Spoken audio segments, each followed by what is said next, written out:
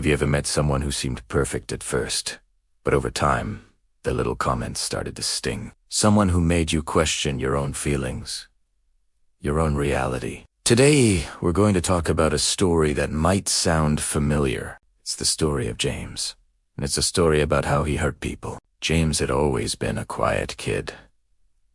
Adults loved him. They called him well-behaved and so thoughtful. But underneath that calm surface, something was always simmering. His father wasn't what you'd call abusive in the typical sense, but he was harsh, critical, and emotionally distant. Whenever a young James showed any sign of sadness, his father's voice would cut through the air. "Boys don't cry." Then, the slam of a door, a sound that became the punctuation mark on any display of vulnerability. His mother, bless her heart, tried to soften the blows. She'd offer a gentle word or a tired smile, but she was exhausted. And James learned a powerful lesson very, very early. Emotions are dangerous. They get you punished. They get you shut out. So, he learned to hide them. By the time James was a teenager, he was an expert at emotional camouflage. At school, he was the guy with the easy smile, the one who never seemed to have a bad day. At home, behind his closed bedroom door, his hands would clench into fists, his jaw tight with all the unsaid words, all the unfelt feelings. But here's the thing about emotions. You can bury them, but you can't kill them. They don't just disappear. They fester, they mutate, and they find other ways to escape. In his early 20s, James met Emma. She was everything he wasn't, or at least everything he wasn't allowed to be. Say was kind, wonderfully expressive, and incredibly patient. She craved honesty, vulnerability, and a deep, genuine connection. James, on the other hand, just wanted someone to admire him, to see the perfect mask he had created, without ever trying to look underneath.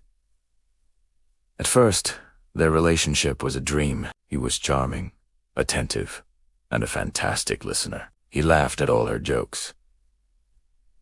He seemed perfect. Too perfect. The first crack appeared when Emma disagreed with him about something small. It wasn't a big fight, just a simple difference of opinion. But for James, it felt like a personal attack. Something inside him just snapped. It wasn't a loud, violent break. It was quiet, insidious. He started sulking, giving her the silent treatment for hours, sometimes days, until she felt so guilty she'd apologize, even when she hadn't done anything wrong. He'd make jokes at her expense, little barbs that were designed to sting, and then he'd laugh it off, saying, "Can't you take a joke?" He became a master of gaslighting, twisting her words, making her question her own memory, her own feelings. "You're being too sensitive," he'd say. That's not what happened. Emma found herself constantly confused, anxious, and second-guessing her own sanity. The tragic part is, James didn't fully understand why he was doing it. He wasn't a monster who enjoyed causing pain. Deep down, in a part of his mind he couldn't access, he was simply repeating a pattern he had learned as a child, a survival mechanism. If you can't express your own emotions safely, you learn to control the emotions of others. If you can't show your own pain, you inflict it, indirectly, on those around you. It was a twisted way of feeling in control when his inner world was in chaos. Psychologists have a term for this: toxic masculinity patterns. Now, this isn't about blaming men. It's about understanding a set of harmful behaviors rooted in outdated societal and familial expectations. The idea that men must be strong, stoic, and always in control, combined with unprocessed emotional trauma, creates a recipe for disaster. For James, the message "boys don't cry" had evolved into "men don't feel," which then became, "I will make you feel as bad as I do." Years went by. The relationship with Emma ended, but the pattern didn't. James carried it into new relationships, new friendships. He built a fortress around himself, and whenever someone got too close, he'd use his learned weapons: manipulation, criticism, and emotional avoidance.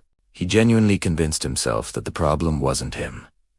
It was everyone else. They were too needy, too emotional, too demanding. He was the victim, the one who was always misunderstood. It took hitting rock bottom, years later, for James to finally seek help. He started therapy, reluctantly at first, and slowly, painstakingly, The walls he had built over a lifetime began to crumble. He had to face the truth. He had learned, as a little boy, that showing vulnerability was dangerous. He had learned that controlling others was safer than facing his own fear and sadness. His toxicity, his cruelty, it wasn't who he was. It was a symptom of untreated trauma, a behavior that was learned, reinforced, and practiced for decades. Healing was the hardest thing he ever had to do. It meant revisiting the pain of his childhood. It meant confronting his father, not with anger, but with the heartbreaking admission of a grown man. I was scared, and I needed you. It meant learning a whole new language, the language of honest communication. It meant learning to say I'm hurting instead of lashing out. It meant learning to listen without getting defensive. It meant learning to sit with his own discomfort without needing to make someone else uncomfortable. Through this difficult journey, James finally understood a simple but profound truth, a truth that had been buried under years of pain. Being a man doesn't mean hiding your feelings. It doesn't mean being tough all the time, and it certainly doesn't mean hurting the people you claim to love. Being a true, healthy human being means having the courage to feel. It means learning to process those feelings safely and communicating them honestly. It means breaking the cycle. James's story is a powerful reminder that our behavior is often a reflection of our deepest wounds. It's a call for empathy, not just for the victims of this behavior, but also for the people perpetuating it, who are often prisoners of their own past. It shows us that change is possible, that healing is possible, but it requires immense courage, self-awareness, and the willingness to face the ghosts we've been running from our entire lives. If this story resonated with you, or if you see parts of James in yourself, or someone you know, please remember that help is available. Talking to a therapist or a trusted professional can be the first step toward breaking these cycles and building healthier, more authentic connections. You are not alone in this struggle. Thanks for watching. If you found this story meaningful, please like this video and subscribe to our channel for more content that explores the complexities of the human experience. Take care of yourselves and each other.